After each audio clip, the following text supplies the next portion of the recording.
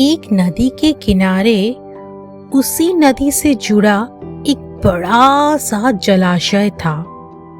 जलाशय में पानी गहरा होता है, इसलिए इसमें कई तथा मछलियों का प्रिय भोजन जलीय सूक्ष्म पौधे उगते हैं। ऐसे स्थान मछलियों को बहुत रास आते हैं। उस जलाशय में भी नदी से बहुत सी मछलियां आकर रहती थी। अंडे देने के लिए तो सभी मछलियां उस जलाशय में ही आती थी। वे जलाशय लंबी घास व झाड़ियों द्वारा घिरा होने के कारण आसानी से नजर नहीं आता था। उसी में 3 मछलियों का झुंड रहता था। उनके स्वभाव भिन्न थे। अन्ना संकट आने के लक्षण मिलते ही संकट टालने का उपाय करने में विश्वास रखती थी।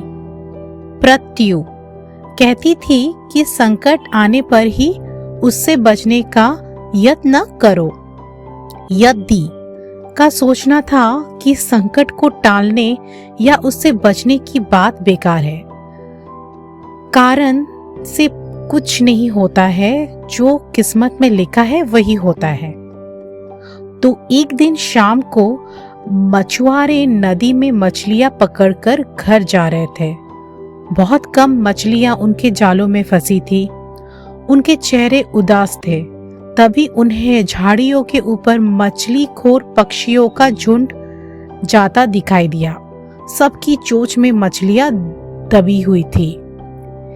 एक ने अनुमान लगाया, दोस्तों, लगता है झाड़ियों के पीछे नदी से जुड़ा जलाशय है, जहाँ इतनी सारी मछलियां पल रही है। मछुआरे पुलकित होकर झाड़ियों में से होकर जलाशय के तट पर आ निकले और ललचाई नजर में मछलियों को देखने लगे। मछुआरा बोला, आहा, इस जलाशय में तो मछलियां भरी पड़ी है। आज तक हमें इसका पता ही नहीं लगा। यहाँ हमें ढेर सारी मछलियां मिलेगी।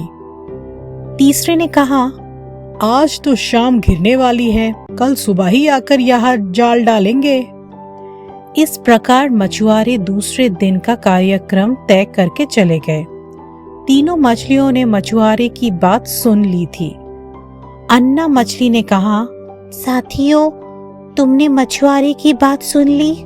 अब हमारा यहाँ रहना खतरे से खाली नहीं है। खतरे की सूचना हमें मिल गई है। समय रहते अपनी जान बचाने का उपाय करना चाहिए। मैं तो अभी ही इस जलाशय को छोड़कर नहर के रास्ते नदी में जा रही हूँ। उसके बाद मछुआरे सुबह आए, जाल फेंके मेरी बला से। तब तक मैं तो बहुत दूर अटखेलियां कर रही होंगी। प्रत्यु मछली ने बोला, तुम्हें जाना है तो जाओ, मैं तो नहीं आ रही। अभी खतरा आया कहाँ है, जो इतना घबराने की जरूरत है। हो सकता है संकट आए ही ना। उन मछुआरों का यहाँ आने का कार्यक्रम रद्द हो सकता है। हो सकता है रात को उनके जाल चूहे कुतर जाए। हो सकता है ना, उनकी बस्ती में आग लग जाए। भूचाल आकर उनके गांव को नष्ट कर सकती है, या रात को मूसलाधार वर्षा आ सकती है और बाढ़ में उनका गांव बह सकता है। इसलिए उनका आना निश्चित नहीं है। जब वे आएंगे तब की तब सोचेंगे। हो सकता है मैं उनके जाल में ही ना फंसूं। यदि ने अपनी भावगता बात कही। भागने से कुछ नहीं होना। मछुआरे को आना है तो वे आएंगे। हमें जाल में फंसना है तो हम फंसेंगे। किस्मत में मरना ही लिखा है तो हम मरेंगे। इसी प्रकार अन्ना तो उसी समय वहां से चली गई। प्रत्यु और यदि जलाशय में ही रही। भोर हुई तो मछुआरे अपने जाल को लेकर आए और लगे जलाशय में जाल फेंकने और मछलियां पकड़ने। प्रत्यु ने संकट को आए देखा तो लगी जान बचाने के उपाय सोचने। उसका दिमाग तेजी से काम करने लगा। आसपास छिपने के लिए कोई खोखली जगह भी नहीं थी।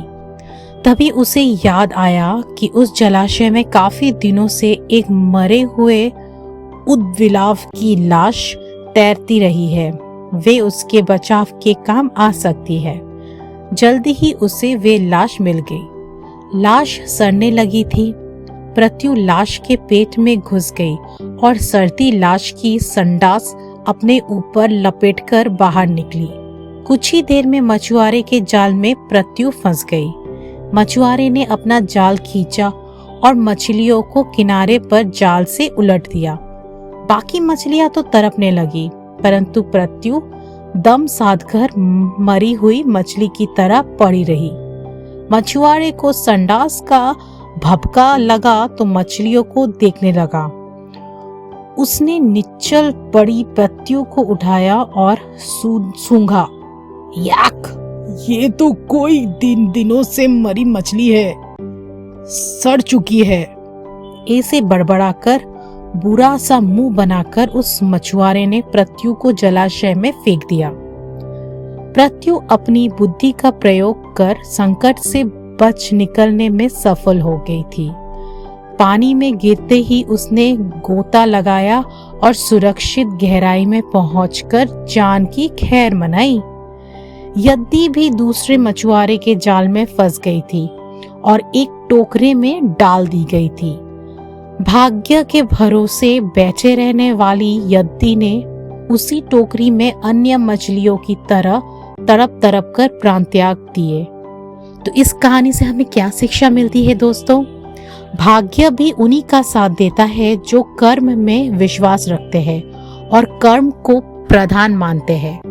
भाग्य के भरोसे हाथ पर हाथ रखकर बैठे रहने वाले का विनाश निश्चित है।